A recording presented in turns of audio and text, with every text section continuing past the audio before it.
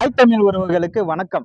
இப்ப நம்ம அயராதீஸ்வரர் தாராசுரம் கோயில் பிரகாரத்துல அதோட ஸ்தல விருட்சமான வில்வ மரத்துக்கு கீழே இருக்கும்.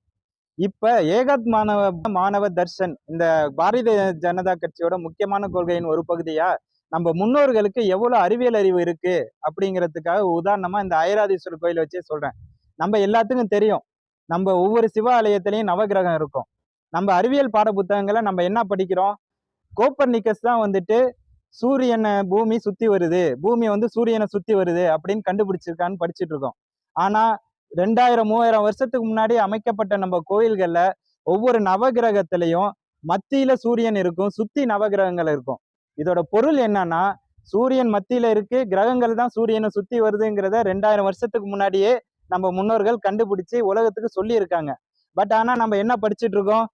நம்ம அந்நியர்கள் கோப்பர்னிக்கஸ் தான் இதை கண்டுபிடிச்சு உலகத்துக்கு சொன்னான்னு படிச்சுட்டு இருக்கோம். அதே மாதிரி இன்னொரு உதாரணத்தை உங்ககிட்ட சொல்றேன்.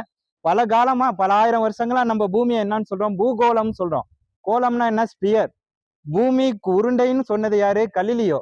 அவரு 200 வருஷத்துக்கு முன்னாடி தான் சொன்னாரு. பல ஆயிரம் வருஷமா நம்ம என்ன சொல்லிட்டு இருக்கோம்? பூகோளம்ங்கிற ஒரு வார்த்தையை யூஸ் பண்ணிட்டு இருக்கோம். அப்ப நம்ம முன்னோர்கள் பூமி உருண்டைங்கிறத எவ்வளவு பல ஆயிரம் வருஷத்துக்கு முன்னாடி சொல்லியிருக்காங்க. சோ இந்த விஷயங்களை நம்ம சந்ததிகளுக்கு கொண்டு போய் சேர்ப்பதுதான் ஏகாத்ம மாணவ தர்ஷனோட குறிக்கோள். இப்படி பண்றப்ப நம்ம சந்ததிகள் ஒரு செருக்கு வரும் அவங்களுக்கே, நம்ம முன்னோர்கள் இவ்வளவு சூப்பரா இருந்திருக்காங்க, அப்ப நம்மளுக்கும் அந்த மாதிரி திறமை இருக்கு, நம்ம உலகின் விஸ்வகுருவா பாரதத்தை கொண்டு போவோம் அப்படிங்கிற விஷயங்கள்லாம் நம்ம சந்ததிகளுக்கு தெரியும். இதை நம்ம இனிமே ஃபாலோ பண்ணுவோம், நம்ம குழந்தைகளுக்கும் சொல்லுவோம். நன்றி, வணக்கம்.